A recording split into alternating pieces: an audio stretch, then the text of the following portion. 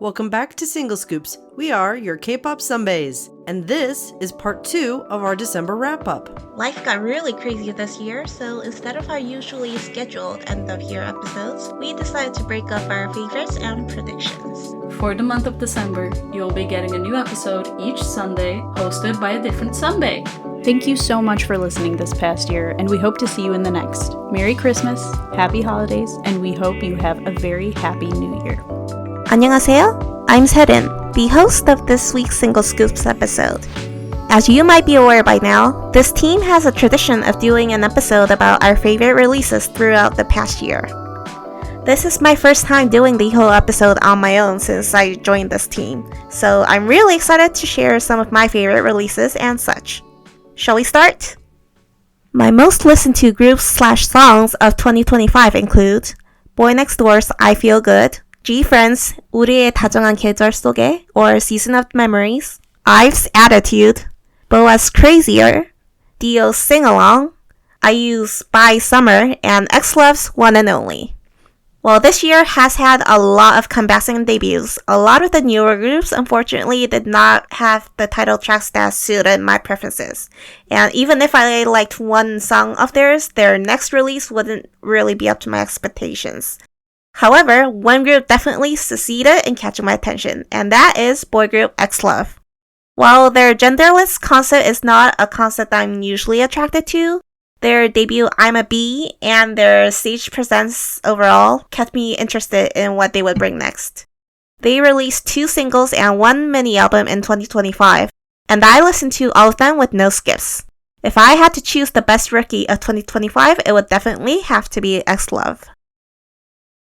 Non-2025 groups and songs I most listen to include NJZ/NewJeans' Attention, Block B's Toy, Yoonha's Point Nemo, 최창민's 당첨, Chosen, Battle's Step by Step, 천상지희's 열정, My Everything, and Nemesis, 베르사유의 장미, Rose of Versailles. The only artist I worked on this year was Battle on the Battle Shino episode. Battle was a rather spontaneous decision, and it came up only because of stumbling upon Taewa's account and my moods being a fan of the group, but I'm really pleased with the results. Even if this group may be a very niche topic even within the second-gen fandom, I hope the episode was able to provide more information on the group's formation and brief history, as well as the audition show they were formed through. My most favorite non-K-pop song of the year would probably be Kesha's Attention featuring Slater and Rose Gray. Kesha was one of my biggest comfort artists since I was in middle and high school, but after the whole thing that happened to her, I struggled with the dilemma of supporting her artistry because I didn't want the revenues from my streams or downloads to go with her abuser. I finally got the chance to tune into her new songs when she was freed from her contract and she released her first independent single, Joyride. And when she released her new album, Period, this year, of course I had to give it a listen. I'm glad she's still the old, quirky, eccentric Kesha I loved, and while I enjoyed a lot of the B-sides, Attention is my most favorite among the 3 singles from this album. Moving on to movies and dramas.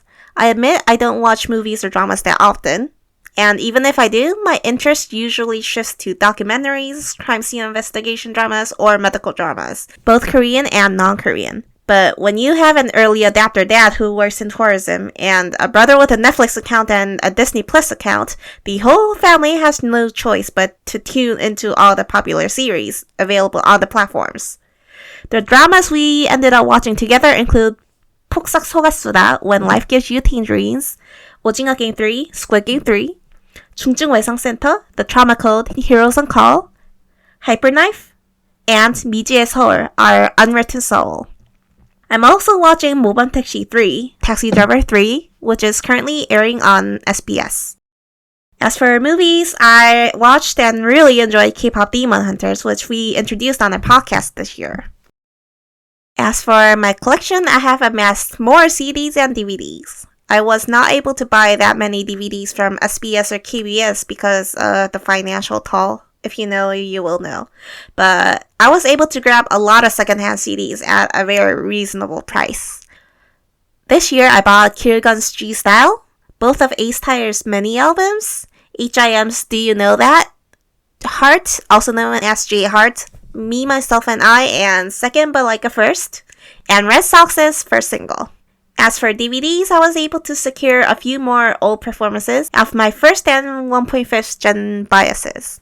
And there's more to that because my battle/Shinhwa moot, and I had a little deal. She wanted to buy a few CDs from Shinhwa, and I said I could buy them for her. So I bought a lot, and I mean a lot, Shinhwa-related CDs and DVDs, and then I sent it to her relative's place because she was staying over at her relative's place for the Lunar New Year. And when she received it, she sent me in return a lot of snacks from her hometown. And my family really enjoyed a lot of them. So thank you so much, Val. If you have any more CDs or DVDs to scour, hit me up.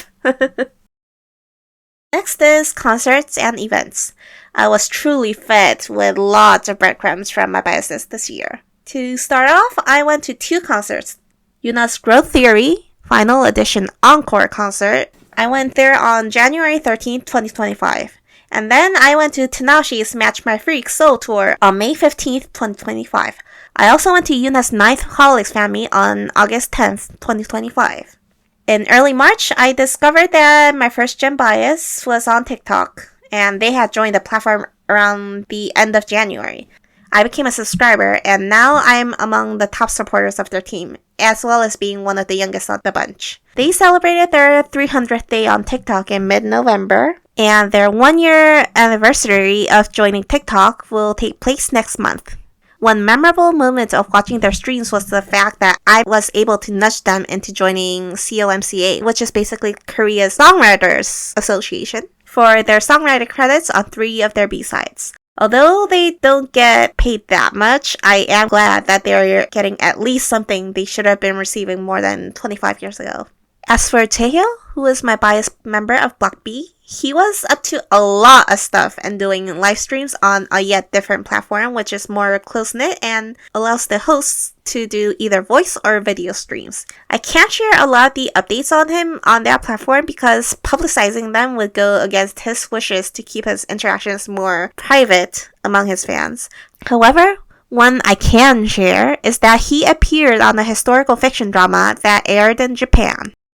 Last but not least, Yuna got married in March. Her husband is Science Cookie, a YouTuber who specializes in science. She announced the news first and foremost in the fan cafe, which was a promise she kept with us fans. Her married life and her album plans kept her too busy to plan an end-of-the-year concert, but she did entertain us through the university festivals, the Grammin Festival, among other music festivals, and the beginning of the year concert that was just announced on November 21st. Next on the list is predictions and hopes. Last year, I predicted that NewJeans/NGZ would win their lawsuit, but sadly, they did not. Some may call it wishful thinking, but as a fan of several artists who underwent label issues and or filed a lawsuit against their label, I wish the girls would win theirs and be able to leave. Well, the first verdict wasn't that hopeful. Although the majority of my moods say that they saw it coming and they never really had a chance, I still wish they can leave safely since the mutual trust already seems to be broken. And I don't see much hope in Adore or Hype with protecting the girls' reputation based on the hate train chucked out by the labels, the media, and the online forums. Even without taking the Minijin saga into account, it's evident that the current state of Adore is no longer identical to the team NGZ had while they were active, and the potential shift in the girls' artistic creativity if they come back under Adore will definitely be a gamble. I don't have a lot of predictions for 2026, but I am hoping for a Block B reunion. We all knew a 2025 reunion would be highly unlikely due to the members' current schedules, label differences, and whatnot, but they always promised that they would reunite as soon as they're able to. Park-young is on TikTok as well, and on December 2nd, his 100th day on the platform, he invited 3 of his bandmates, Taeil, Zico, and Yugon, to his livestream where they had to address the topic again when someone asked for their comeback. I will keep waiting. Moving on to Yuna. Because N theory revolved around astronomy and growth theory had themes of biology and physics, a lot of the Korean holics are predicting the title to be something like start theory or beginning theory, and the theme to be centered towards chemistry or earth science. Science is not my forte, to be honest, so while I don't have a lot of guesses on what the new album will be like, I'm pretty sure that her pen game will present us with more songs that anyone can enjoy and appreciate.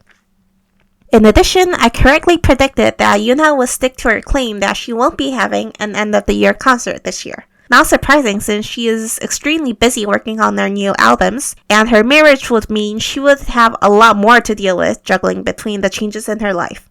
Instead, we got a surprise notice about her beginning of the year concert to kickstart her plans in 2026. So I have high hopes for the new year and her new album.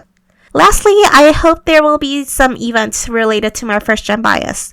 Fan meet, a casual meetup between the fans, a birthday cafe, anniversary cafe, a visit to the restaurant they recommended, whatever it may be. Last but not least, I will be sharing my New Year's resolutions. I would like to start off with a disclaimer that while I took part in the wrap-up episode last year, I did not list my personal predictions for 2025, so this part will be something I haven't disclosed before. Personally, I had 2 resolutions for 2025. One of them was seeing the boy group 5 as OT4, which became impossible because Haeyoung sadly passed away on October 6, 2025 after secretly battling cancer. I will forever be grateful for the little fan meets that happened in December 2024, where I got to meet 2 of the members, Jiwon and Hyunsu, in person, and hear a few stories about their career. Maybe my next bucket list can be seeing the remaining 3 all together, including Jongtae, or having the fans meet up for some sort of vigil for Haeyoung. I can't say much regarding his passing because he clearly wanted to maintain his privacy and leave as little trace of himself as possible. But I hope he is resting in peace, and I hope he is enjoying the ocean trip he last requested. The other resolution was finding 2 rare fashion magazines my first gen bias was on before they debuted as a singer. I know the Korean National Library has the magazines as part of their massive archive, but I wasn't able to find anyone selling them secondhand. I mean, the magazine itself seems to be extremely difficult to find right now because I only managed to find 2 listings of the magazines for the past few years, and neither of them were the monthly issues I was specifically searching for. The magazine is called Let's, which was issued for a very short time from November 1996 to September 1998. I am searching for the July 1998 issue, which has my bias as the cover model, and the August 1998 issue, which has an article of their interview. Was I able to obtain either copy this year? Nope. But when I was watching my biases livestream and they asked me if I had any Let's magazines because they know I have a huge collection of everything related to them, I said no. Not long after, they held a small event for their 200th day anniversary. And when I was selected as one of the winners, they gave me the July cover page as part of the present. Their family apparently kept it as part of their own collection, and my bias thought I deserved to own it more than anyone else. The cover has creases from being folded into quarters, but an old copy is better than none, and I found someone else who scanned the interview from the August issue they own. So now I know what the article is at the very least. So my next goal is to find a good copy of both magazines and add them to my collection. And New Year's resolutions for 2026, I have 2 goals so far. My first resolution is to find a more stable job. I am currently focusing on part-time/freelance translation, but the rise of AI and machine translation has truly put a strain on our work, and I ended up dealing with some financial struggles this year. I scraped by translating my mom's thesis and reaching out to anyone around me to ask if they had any documents they had to translate in English. My work experience is limited to translation, which makes it even more difficult to find a new place to work. So my parents have been advising me to find a different field of work, which is just as challenging because I lack the experience and skills for other stuff in turn. I am considering branching out to something new, such the possibility is endless. A barista training, a baking certificate, a cooking certificate, I don't know. Well, I will definitely need to renew my TOEIC scores in the meantime. My next resolution is to declutter my collection. As we underwent a huge renovation this summer, I crammed all of my magazines and CDs into the biggest box provided, and it was so heavy I wasn't even able to shove it into the corner. Most of them are for me, but I also kept a few dozen of them for my moods and friends from overseas, and some of them were impulse purchases that I just grew tired of. Some of those moods are also in a tight spot due to housing or health issues, so I haven't really been able to ship their items to their addresses for over a year. I really need to give them away since my room can only have space for so many items at once. The rest, I plan to sell along the leftover magazine articles I have been selling on the Korean Chungonara for years. All in all, 2025 was relatively simple, but it still had several bursts of surprising ups and downs here and there. For 2026, I'm wishing for a better job, hopefully a better pay, more opportunities, more exciting events involving my K-pop biases, and most importantly, good health and happiness. I hope all of our listeners have a good year as well. This is part 2 of our 2025 wrap-up series, so be sure to tune into the remaining episodes throughout this month. Well, that's it for today. Thank you for listening. If you enjoyed the episode, then please make sure to rate, subscribe, follow, and tell your friends about us. If you want to interact with us or just see more of our content, then you can follow the links in the description to our website and social media platforms. More single scoops are coming your way soon. Thanks everyone. Bye. See you next year. 내년에 봐요.